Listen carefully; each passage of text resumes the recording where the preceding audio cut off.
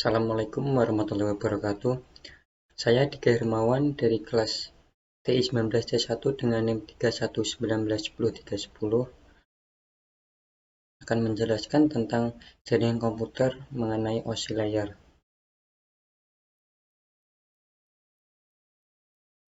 Yang kita bahas kali ini adalah pengertian OSI layer, model beserta fungsinya, cara kerjanya, dan kesimpulan. Pertama, pengertian OSI layer.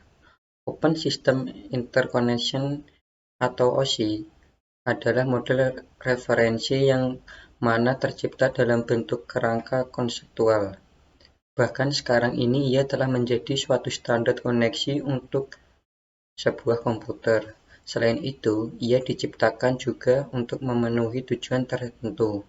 Tujuan tersebut adalah supaya model OSI menjadi rujukan bagi setiap vendor ataupun developer sehingga software dan produk yang mereka buat mempunyai sifat interpolate.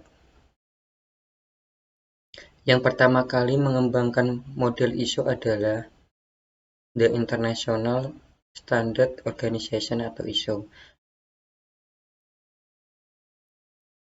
Dengan cara membagi komunikasi jaringan menjadi 7 lapisan, lapisan 1 sampai 4 dinamakan lapisan bawah, yang dimana mereka berperan besar untuk memperhatikan pergerakan data di jaringan. Serta lapisan 5-7 disebut lapisan atas yang berperan untuk mendistribusikan data lebih luas lagi. Sistem jaringan pada model OSI layer beroperasi dengan satu prinsip dasar, yaitu setiap lapisan mengenai pekerjaan spesifik dan kemudian meneruskan data ke lapisan berikutnya. Model OSI layer terdapat transmit data application, presentation, session, transport, network, data link, beserta physical. Pertama, physical layer. Sesuai dengan namanya, physical layer berarti merupakan lapisan yang berhubung dengan fisik. Layer physical ini berhubung erat dengan fungsi persinyalan dan merupakan layer yang paling dekat dengan hardware. Fungsi physical layer 1. Mendefinisikan media transmisi jaringan, mendefinisikan metode persinyalan, sinkronisasi bit data, mengaplikasikan topologi jaringan, serta melakukan proses pengkabelan. Kedua, data link layer merupakan salah satu layer yang paling penting karena memiliki fungsi sebagai pengkoreksi kesalahan, menentukan bagaimana setiap bit dari data dikelompokkan ke dalam frame, pengelamatan perangkat keras, menentukan bagaimana sebuah perangkat keras dapat beroperasi. Ketiga, network layer. Fungsi utama dari network layer ini adalah untuk membantu mendefinisikan alamat IP, sehingga tiap komputer dapat terhubung dengan satu jaringan. Selain itu, fungsi lain dari network layer adalah membuat header pada paket-paket data, melakukan proses routing. Keempat, transport layer. Sesuai dengan namanya, transport layer merupakan lapisan OSI yang merupakan tugas sebagai pengantar.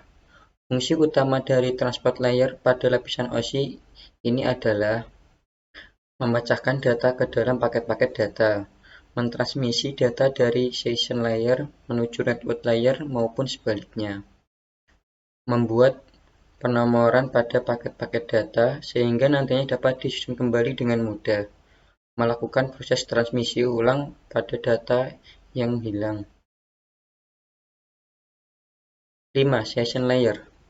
Lapisan ini memiliki fungsi utama untuk mendefinisikan bagaimana sebuah koneksi bisa dibangun, serta dapat mendefinisikan manajemen dari sebuah koneksi seperti menghancurkan dan juga memelihara koneksi.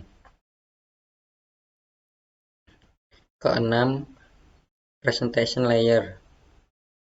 Fungsi utama dari lapisan layer presentation ini adalah mentranslate data yang akan ditransmisikan dari dan menuju sebuah application. Apabila merupakan flash awal, lapisan ini berfungsi untuk menerjemahkan aplikasi menjadi sebuah data yang akan ditransmisi. Begitupun sebaliknya, ketika memasuki flash akhir, presentation layer menerjemahkan data yang ditransmisikan ke dalam aplikasi. Ketujuh, application layer. Application layer merupakan lapisan yang pertama pada saat sebuah data mulai ditransfer, dan merupakan lapisan terakhir begitu komputer klien menerima data tersebut. Fungsi dari application layer yaitu menyajikan interface antar aplikasi dengan jaringan, mengatur bagaimana sebuah aplikasi mampu untuk mengakses jaringan, membuat pesan-pesan berupa kesalahan pada jaringan, menampilkan display dari sebuah jaringan. Cara kerja OSI layer.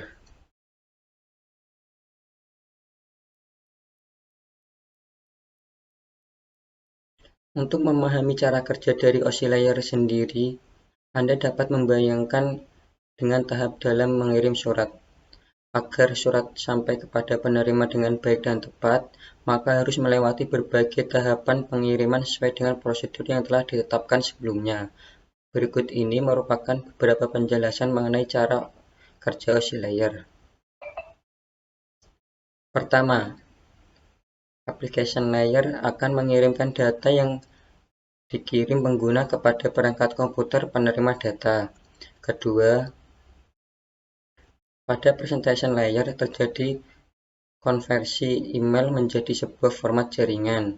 Ketiga, pada session layer akan membentuk sesi perjalanan data hingga seluruh proses pengiriman data selesai dilaksanakan.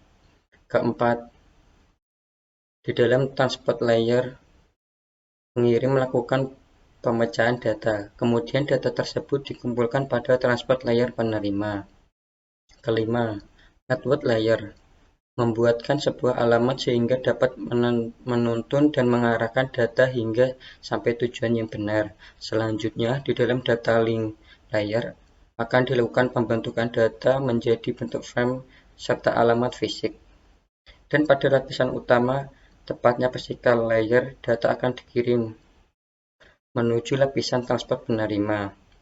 Langkah yang terakhir, alur jalannya proses akan berbalik dari physical layer menuju application layer, nantinya akan mengarah pada jaringan penerima.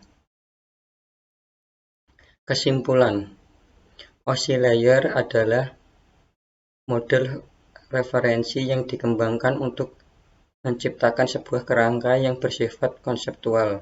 OSI layer juga memiliki 7 model layer yang terdiri atas application, presentation, session, transport, network, data link, dan physical layer.